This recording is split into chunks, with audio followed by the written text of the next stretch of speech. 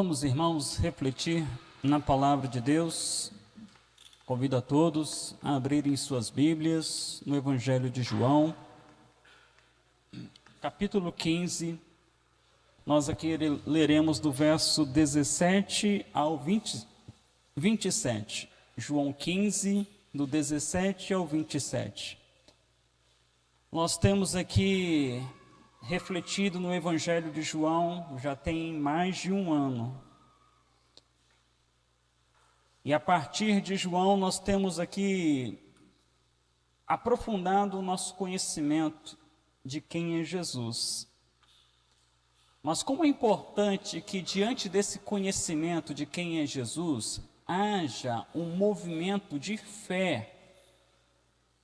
Porque aquele que você conhece, ele não basta conhecê-lo, você tem que crer nele. A fé, ela tem um elemento intelectual, mas a fé, ela também trata com as minhas emoções e as minhas ações.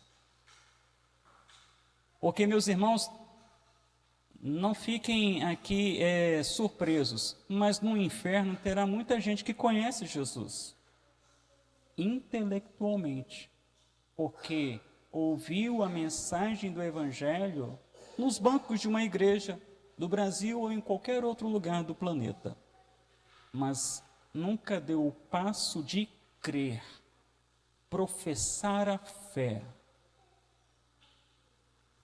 Considere isso. Quem é Jesus? Eu sei quem é Jesus. Eu acompanhei a exposição do Evangelho de João durante um ano. E você creu? Você confiou? Você se entregou a Ele? Você decidiu viver para Ele? Para mim, o viver é Cristo.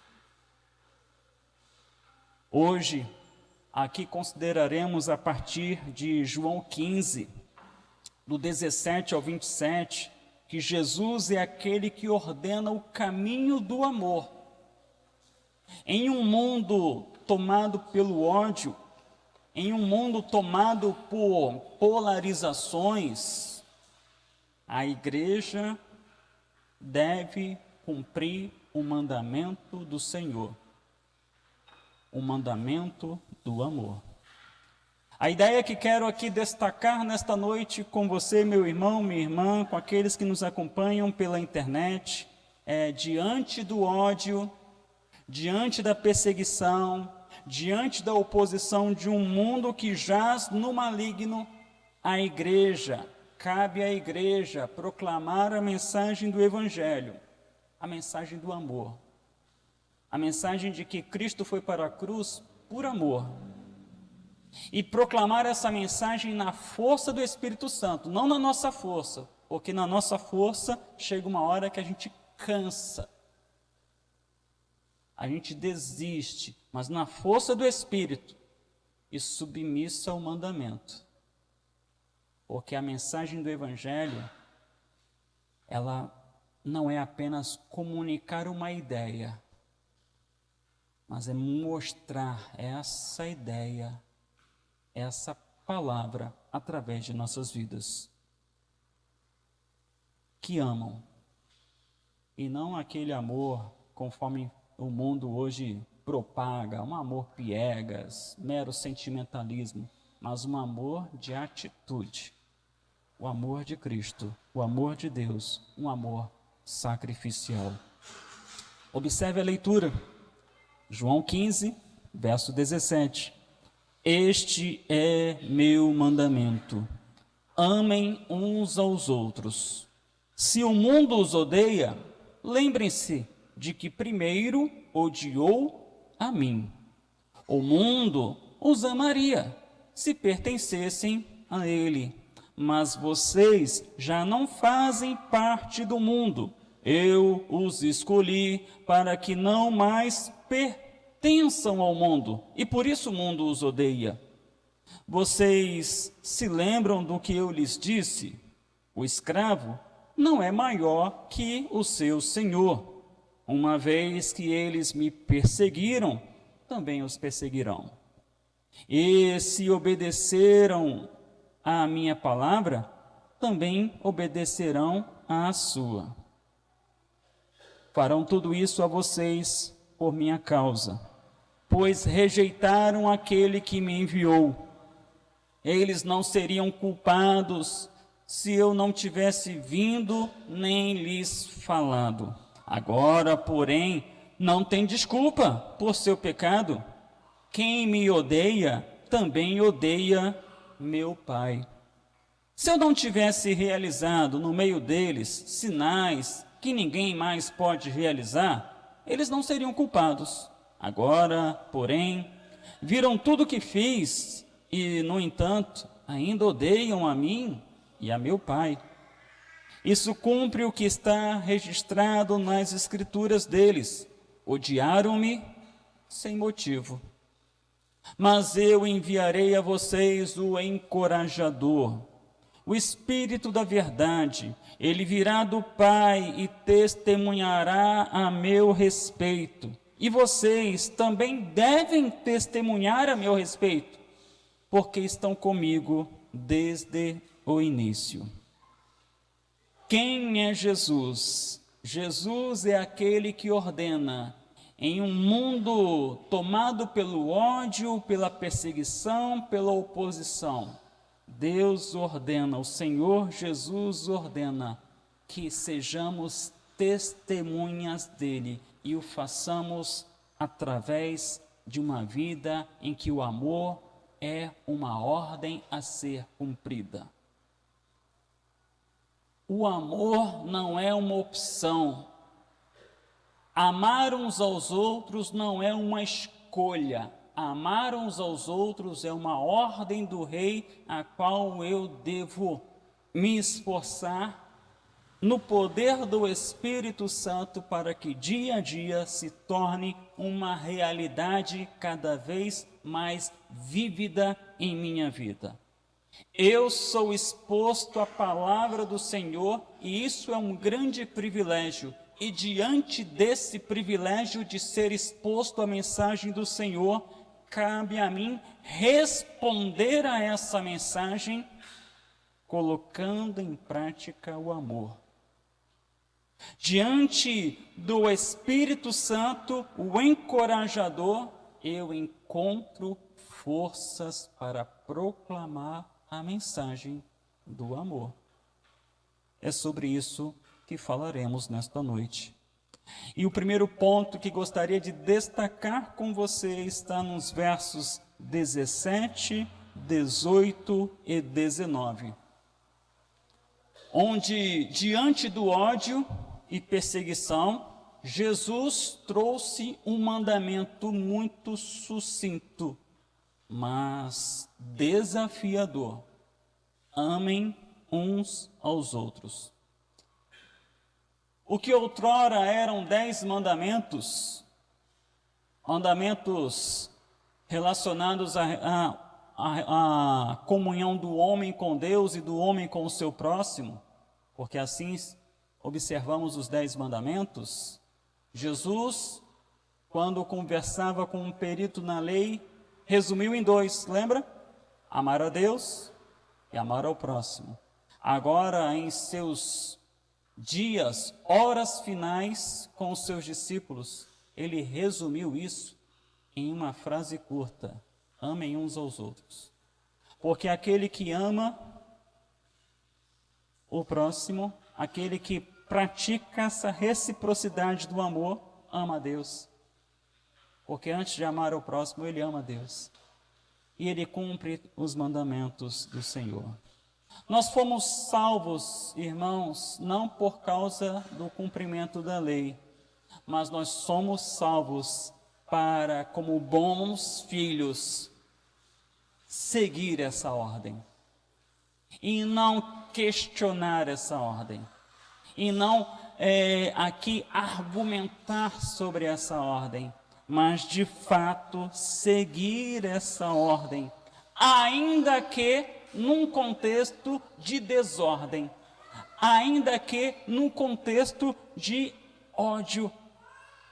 Às vezes o ódio, ele é experimentado dentro da própria casa, porque a oposição vem de um pai, de uma mãe, de um filho, uma filha ou mesmo um cônjuge. Contudo, ainda que o contexto de ódio e perseguição se instaure na própria casa, o caminho é o caminho do amor.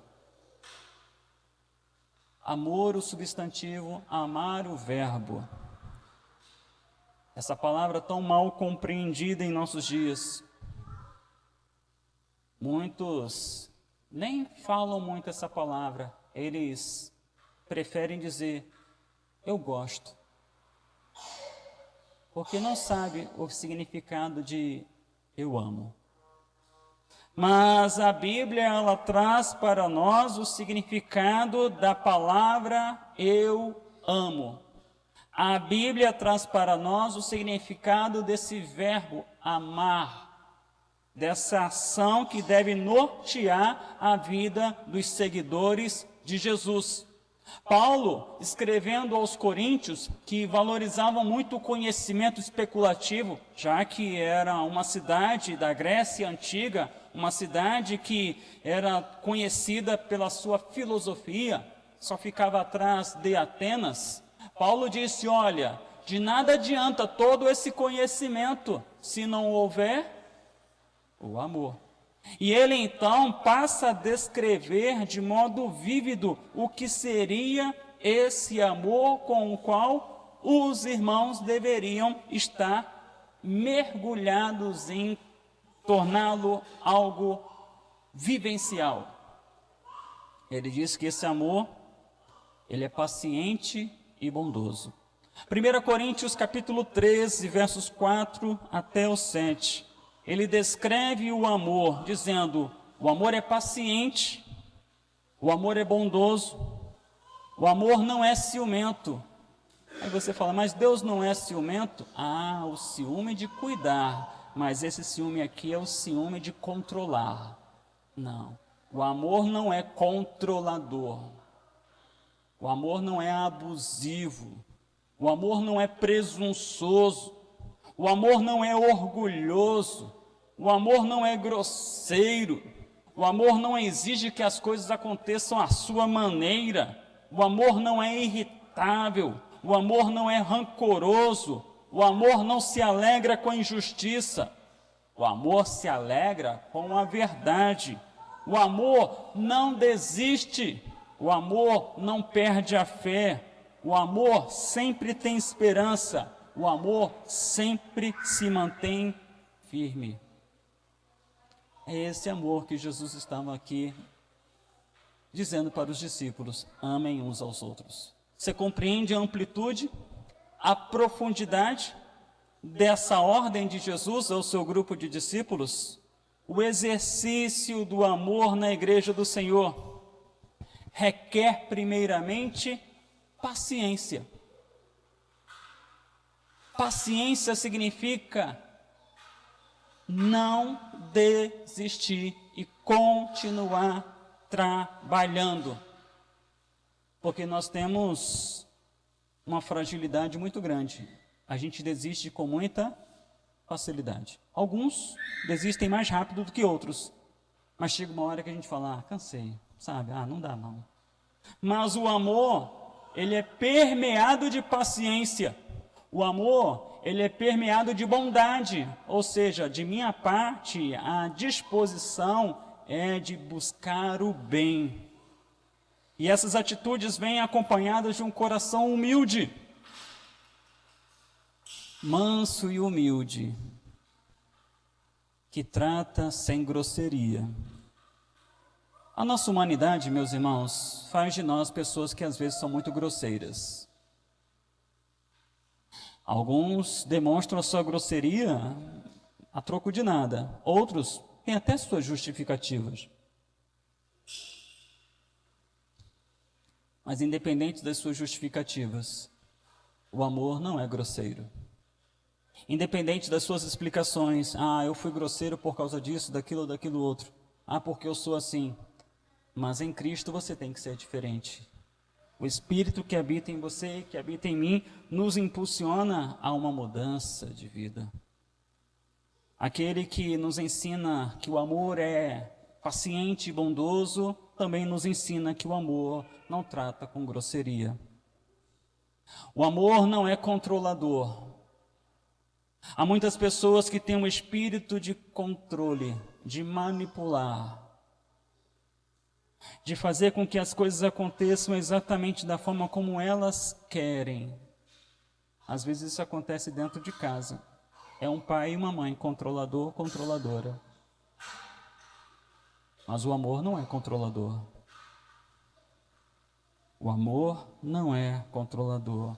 E o amor não permite que o coração do crente se torne um poço de mágoas e rancores. Quantas pessoas hoje estão tomadas pela mágoa, tomadas pelo rancor, e isso já lhe afeta as suas entranhas, isso lhe afeta o seu cérebro, isso lhe afeta o seu corpo, a sua alma. Elas precisam retornar ao amor, porque o caminho é o caminho do amor. E aqui Jesus, ele trazia essa ordem simples, porque ela é curta, mas altamente desafiadora, num contexto que você pôde perceber que era um contexto de ódio, um contexto que era um contexto de perseguição, num contexto em que Jesus estava prestes a ser odiado ao ponto de ser surrado até a morte. Num contexto em que Jesus dizia: olha, se fizeram comigo, entendam, farão também com vocês. Mas nesse cenário de ódio, de oposição, de perseguição, ele dizia: mas vocês devem amar. Vocês devem seguir o caminho do amor. Meus irmãos, sejamos honestos. O caminho do amor não é o caminho que nós preferencialmente seguiríamos. Para nós seguirmos o caminho do amor, tem que haver uma intervenção do alto. É só pelo poder do Espírito. Porque nós somos daqueles que gostam de uma guerra. Qual o pai e a mãe teriam um coração controlando diante de uma injustiça para com seu filho ou filha? Qual é a primeira reação tua quando você vê o teu filho, tua filha sendo injustiçado? Não é uma reação de amor, que tudo sofre, tudo crê, tudo espera, tudo suporta. Não, é avançar no pescoço de quem injustiçou seu filho, sua filha. Quando vemos situações que acontecem em nosso país, situações relacionadas a crimes hediondos, qual é a tua reação? A tua reação é mostrar que às vezes o teu coração é pior do que aquele criminoso. Porque o que você faria com ele, até você pensa assim: ah, se eu pego esse homem, eu arrebento com ele. Não é assim? Humanamente falando,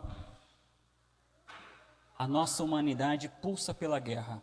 Não é à toa que nós vivemos hoje o contexto de guerras e conflitos que, igual a esse, somente na Segunda Guerra Mundial. Quanto mais avançamos tecnologicamente, mais estamos propensos para a guerra. E agora a guerra se tornou virtual. Porque a guerra, meus irmãos, ela é realizada por meio da internet.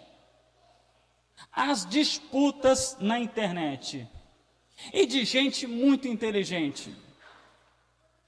E de gente muito bem formada, mas que entra nessa esfera das disputas de um mundo polarizado.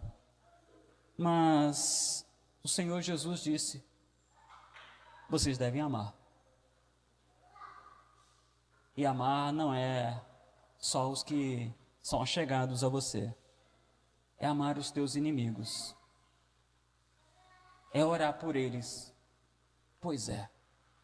Mas isso é impossível a nós. É impossível na nossa força, Mas se alguém está em Cristo, nova criatura é. As coisas velhas já passaram, eis que tudo se fez novo. Foi assim que Paulo falou à igreja de Corinto, em 2 Coríntios 5,17. E ele disse mais, no verso 14, ele ensina que o amor de Cristo nos constrange.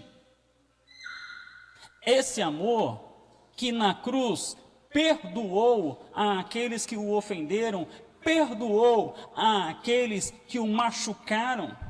Esse amor é o amor com que devemos amar. É o amor que Estevão aprendeu.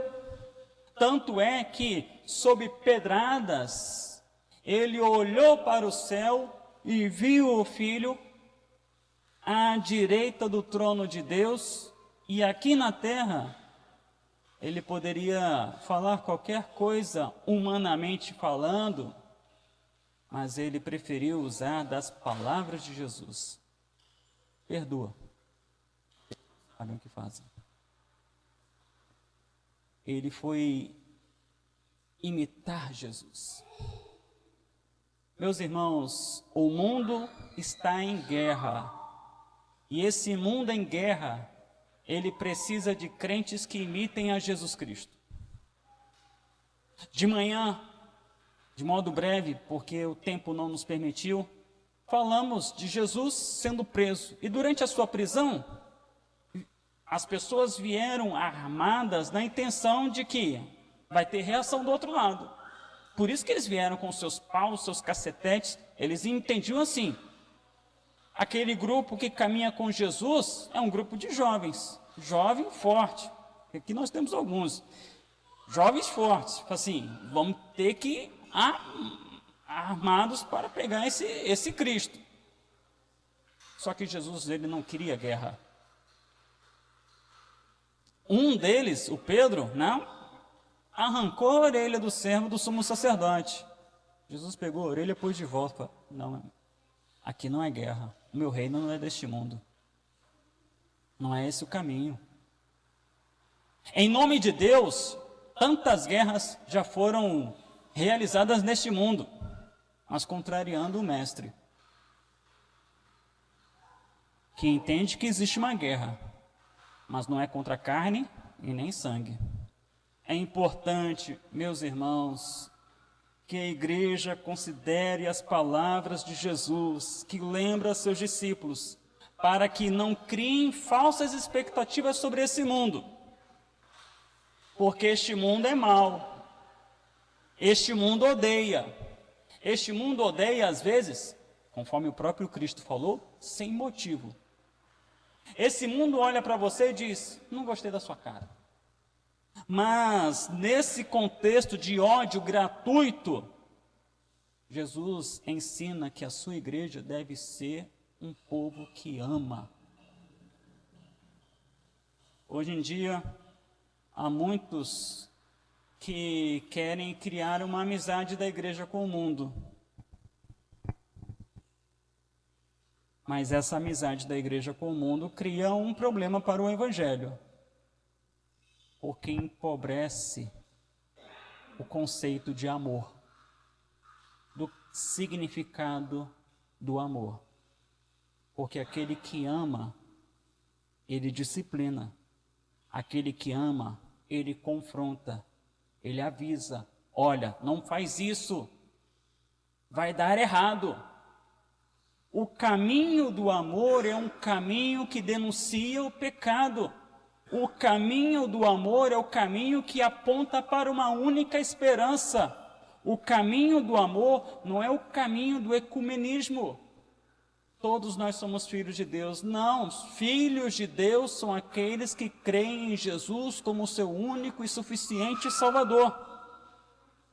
Hoje tem muita gente querendo flertar com o mundo para que deixe de ser odiado pelo mundo e passe a ser amado pelo mundo. Quando o mundo começa a te elogiar muito, alguma coisa está errada com você. Quando o mundo começa a elogiar muito a igreja, alguma coisa está errada com essa igreja. Porque o reino de Deus não é deste mundo. Então esse mundo não entende esse reino. Esse mundo, às vezes, se sente um tanto que incomodado com um modelo religioso que aspira pelo poder temporal. Conforme em épocas anteriores, assim fez. E trouxe muita dor quando a igreja, que deveria estar na sua condição de coluna e esteio da verdade, passou a assumir também o poder temporal. Isso não faz bem, nem para a igreja e nem para o mundo. Porque a igreja acaba perdendo a sua voz profética e o seu papel sacerdotal. A igreja, ela deve ser odiada pelo mundo, esse é o comum, é o normal, mas odiada pelo mundo por causa do caminho do amor e não por ter interesses políticos neste mundo. Porque nós caminhamos neste mundo e o próprio Senhor disse: mas vocês não pertencem mais a este mundo, porque vocês são agora filhos de Deus, forasteiros aqui, conforme Pedro escreve, que caminham rumo à pátria celestial. Se o mundo nos odeia, meus irmãos, ele deve odiar pelo motivo certo. E o motivo certo é que nós queremos amar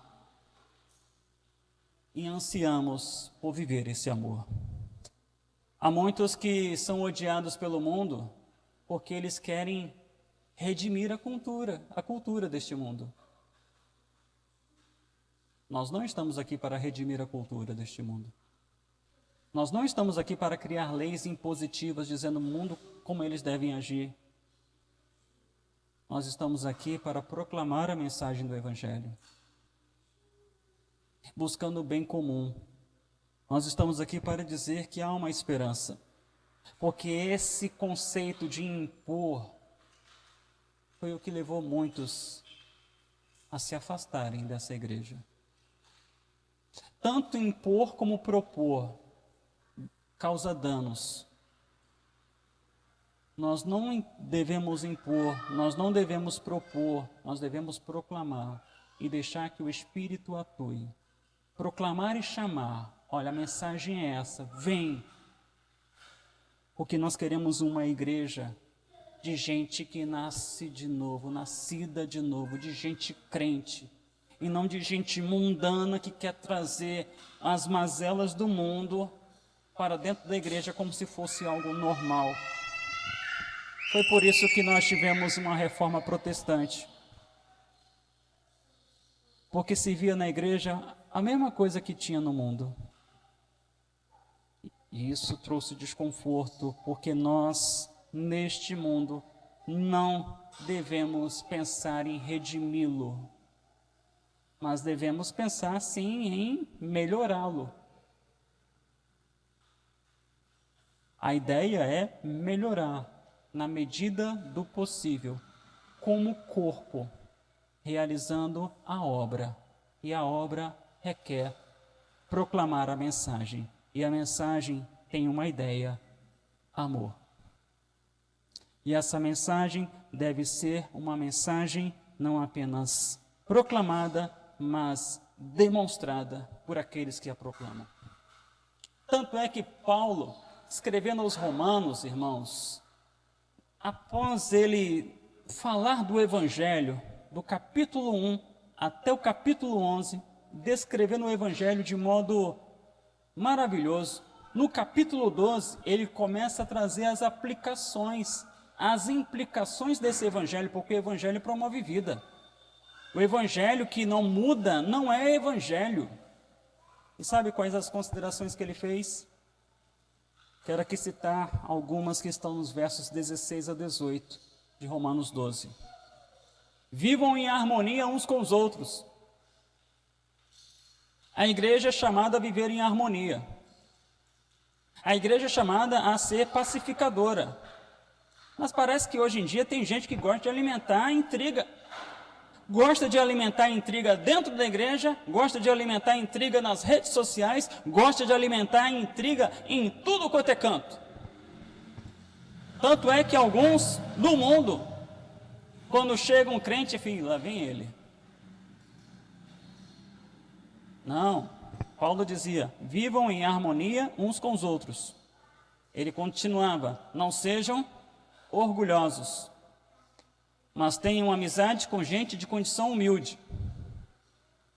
Isso é demonstrar o Evangelho. Você proclama e você demonstra. E não pensem que sabem tudo. Até porque, meus irmãos, sempre vai ter alguém que sabe mais que você. Por mais que você saiba, sempre vai ter alguém que sabe mais do que você. Então Paulo dizia, e não pensem que sabem tudo. Continua, nunca paguem o mal com o mal. Porque vivemos numa época em que impera a lei leite moça. Bateu, tomou. A pessoa te responde mal, aí você entrega na mesma moeda. Não é assim? Só que não é esse o caminho. Não é esse o caminho. Pensem sempre em fazer o que é melhor aos olhos de todos. É a ideia do bem comum. No que depender de vocês, vivam em paz com todos. Essa é a demonstração da mensagem que nós proclamamos, que não pode apenas ser um mero conhecimento de doutrinas, mas sim algo que é vivenciado em minha vida. Sabe por quê? Porque diante do ódio, diante do rancor, diante das sabotagens do mundo, a vingança não pertence a você. Às vezes a gente fica assim, não é possível, olha o que ele fez comigo. Não, ele vai ver o dele. É a lei do Chaves, você vai ver o seu. Não, a vingança não pertence à igreja, a vingança pertence ao Senhor. Até porque nós somos pecadores. Pecadores agindo com vingança vão extrapolar.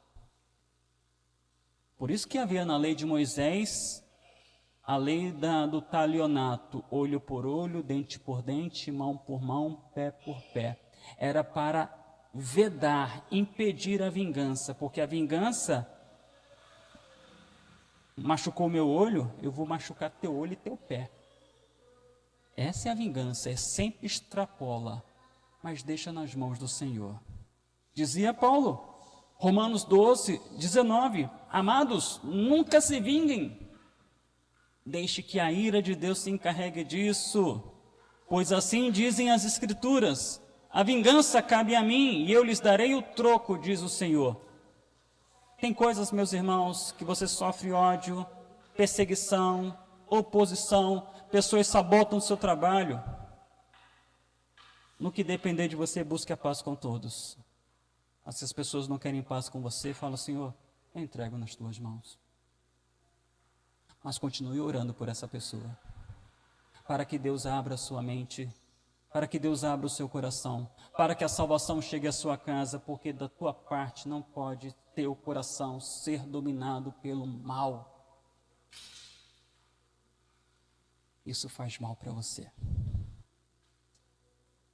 No verso 20, Paulo aos Romanos diz, ao invés de se vingarem, pelo contrário, se teu inimigo tiver fome, dê-lhe de comer, se estiver com sede, dê-lhe de beber. Ao fazer isso, amontoará brasas vivas sobre a cabeça dele.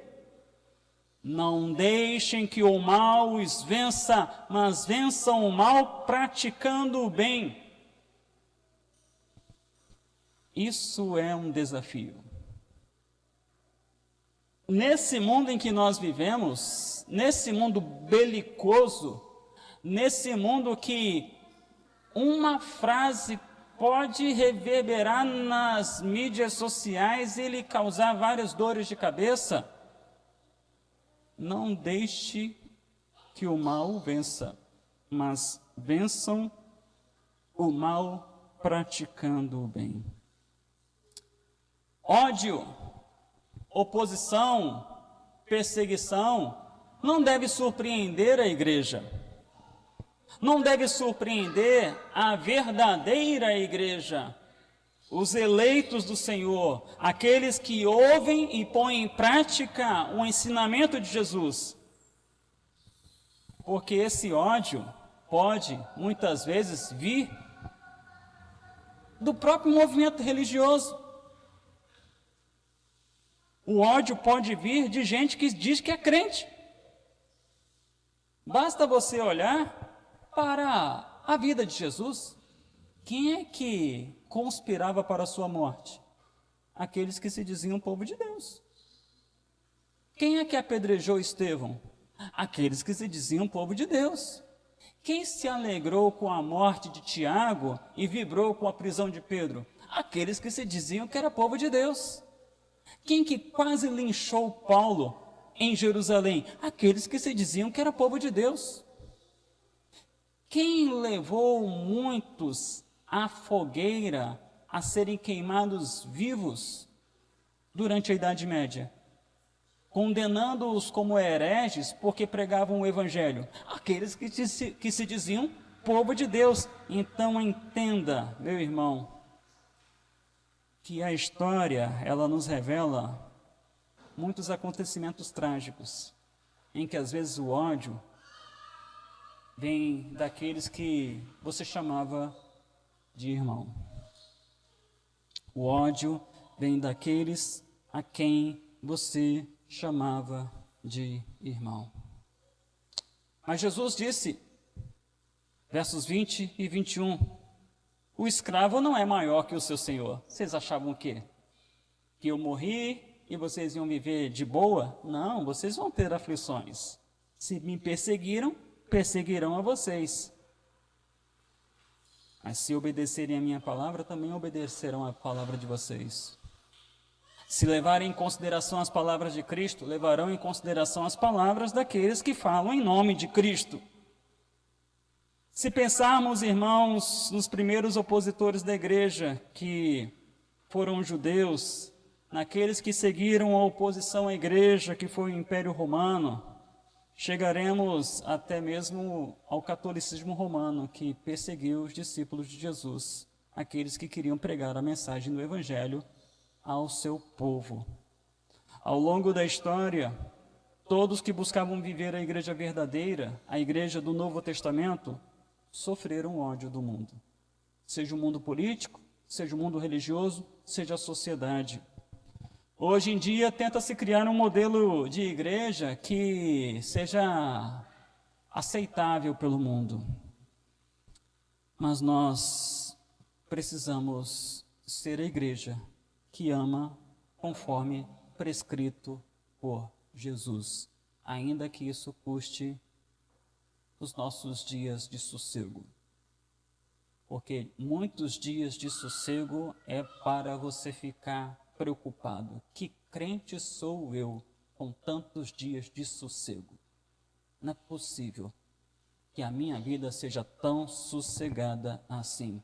É importante que mantenhamos a fé e a fidelidade à mensagem do Evangelho, à mensagem do arrependimento, à mensagem da fé, à mensagem que dizemos ao mundo por amor, que se ele persistir em seus pecados, o que lhe espera é a ira vindoura de Deus. Porque há um privilégio, meus irmãos, em ouvir a mensagem.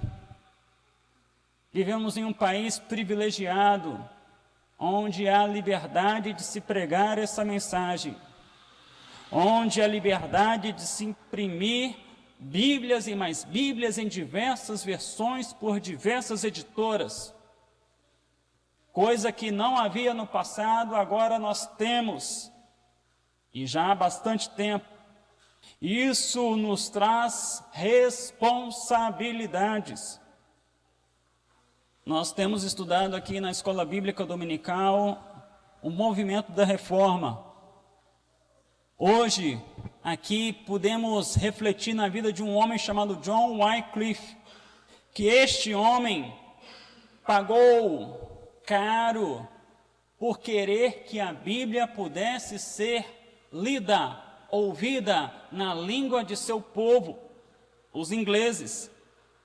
Houve, num momento da nossa história, um movimento moderno de missões em que William Carey saiu da Inglaterra, seguiu para a Índia e ali promoveu a tradução da Bíblia para a língua do povo indiano. 40 línguas e dialetos daquele povo puderam ouvir a mensagem do Evangelho na sua língua. Mas entendamos que homens foram acusados de serem hereges por viabilizarem a Bíblia na língua do povo.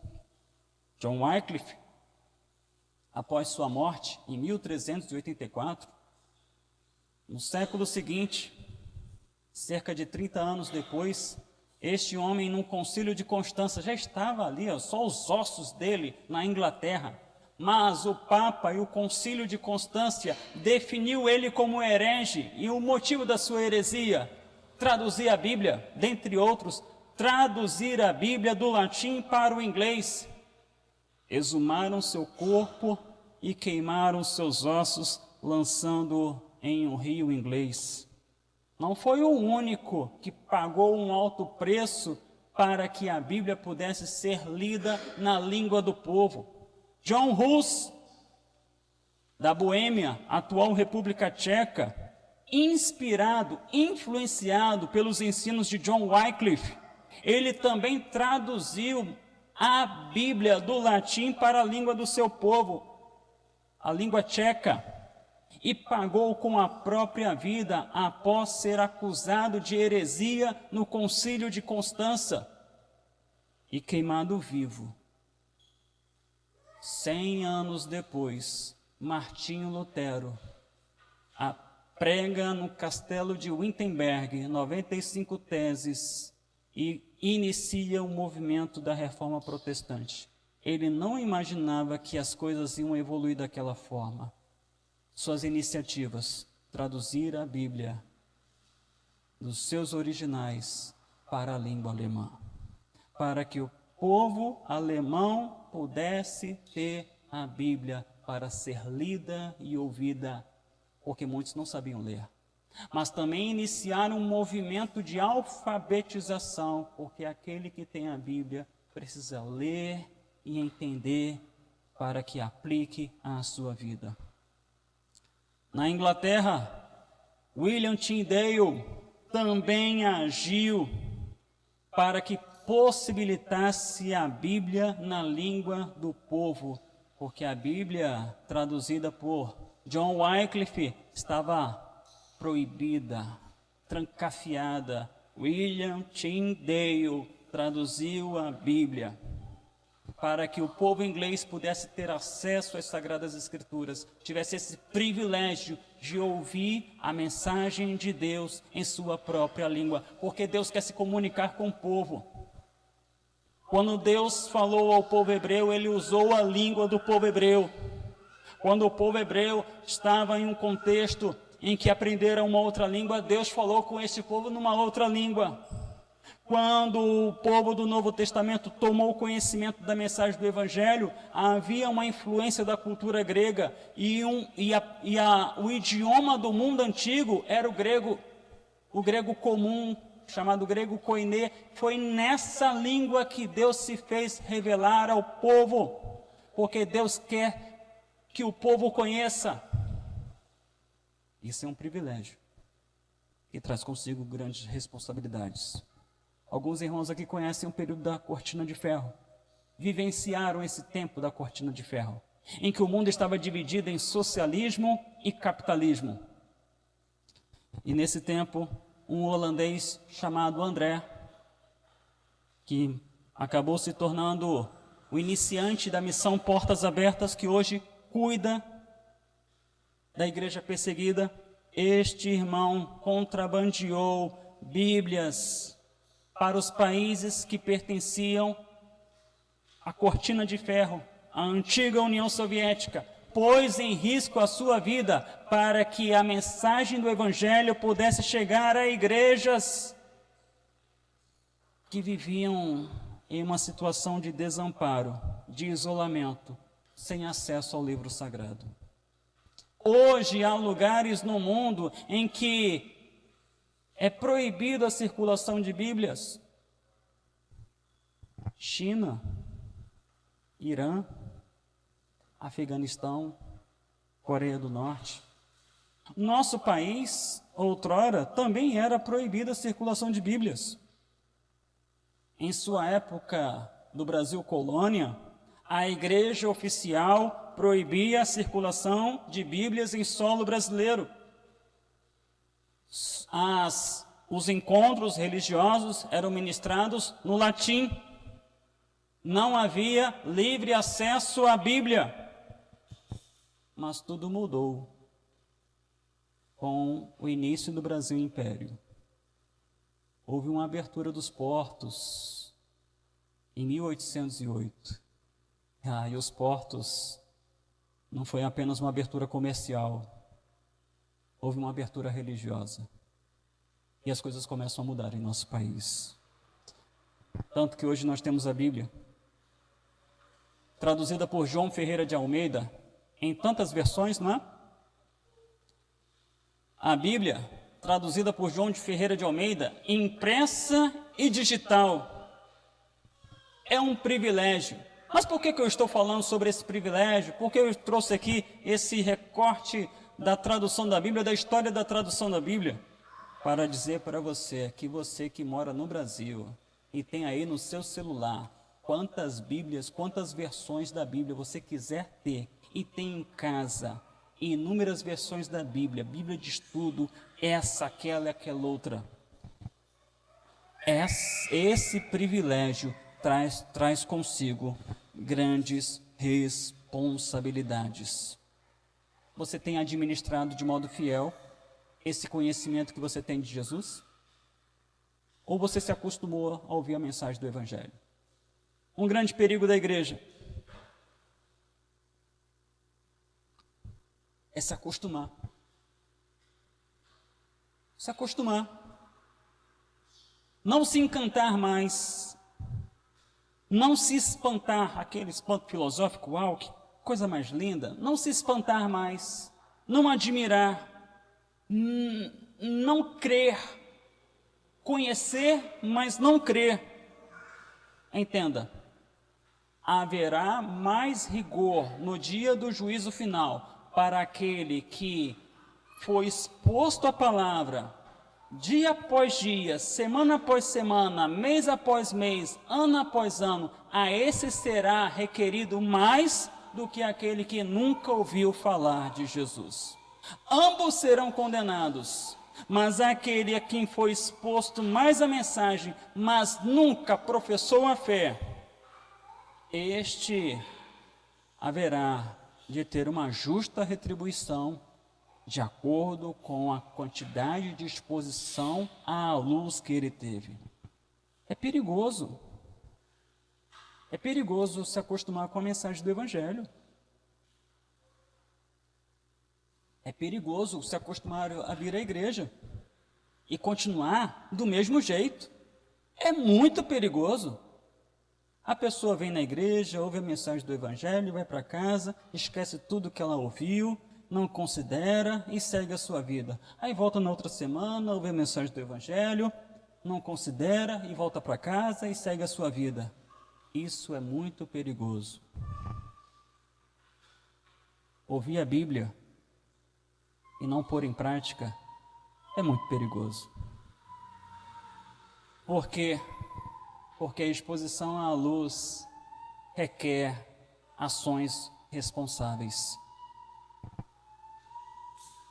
John Charles Riley, ao comentar esse texto, ele faz a seguinte afirmação: possuir luz e não utilizar corretamente, ter conhecimento e desprezá-lo, ser capaz de asseverar eu sei e não dizer eu creio, essas atitudes colocarão os homens no mais desprezível lugar, à esquerda de Cristo, no grande dia do juízo. Evangelho é vida, irmãos. Evangelho é mudança. Evangelho requer não apenas dizer, eu sei. Evangelho requer dizer, eu creio. Eu confesso. Eu entrego minha vida ao Senhor. Para finalizar, diante dessa sublime missão de testemunhar de Cristo, desse amor, Jesus disse, eu darei a vocês o encorajador. O encorajador que é uma pessoa e não uma força. É uma pessoa que sente ciúmes de você quando você começa a caminhar errado. O encorajador que é uma pessoa e essa pessoa tem poder. É ele quem opera no coração do homem quando ouve a mensagem. Então o que cabe a você? Testemunhar, demonstrar, porque é o Espírito quem convence o homem do pecado, da justiça e do juízo. Meus irmãos, Deus assim decidiu revelar os seus eleitos por meio da pregação de Cristo, através da obra do Espírito Santo no coração. Não podemos deixar de considerar essas coisas. O que cabe a mim é amar, o que cabe a mim é proclamar esse amor, o que cabe a mim é demonstrar esse amor, mas na certeza que é o Espírito quem me impulsiona a essas ações, porque sem o Espírito de Deus, eu não conseguiria seguir com essa missão. E sem o Espírito de Deus, não haveria mudança, transformação. Se você hoje ouve essa palavra, considere essas questões. Porque a mensagem do Evangelho, ela não pode se tornar rotina na sua vida, um costume. Essa mensagem, ela tem que mudar a sua vida. E a partir dessa mudança na sua vida, você proclama esse amor para as pessoas com quem você se relaciona. Não brinque com essa mensagem. Com tamanha graça que lhe foi ofertada, de ter essa mensagem à sua disposição, não apenas aos domingos, mas durante todos os seus dias, você tem essa mensagem à sua disposição.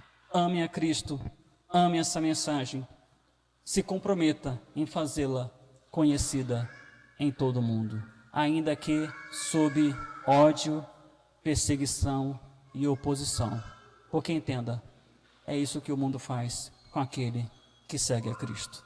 Vamos colocar de pé, vamos cantar ao Senhor. Sim, eu amo a mensagem da cruz, suas bênçãos eu vou proclamar, levarei eu também minha cruz, até por uma coroa trocar. Que esse seja o seu compromisso nesta noite, é o que Deus espera da sua igreja, uma igreja comprometida com a mensagem. Homens no passado deram suas vidas para que essa palavra chegasse até você. E você não pode, em hipótese alguma, deixar que a sua vida seja vivida de modo relaxado diante de tamanha mensagem expressa na cruz. Por amor a mim e a você. Cantemos.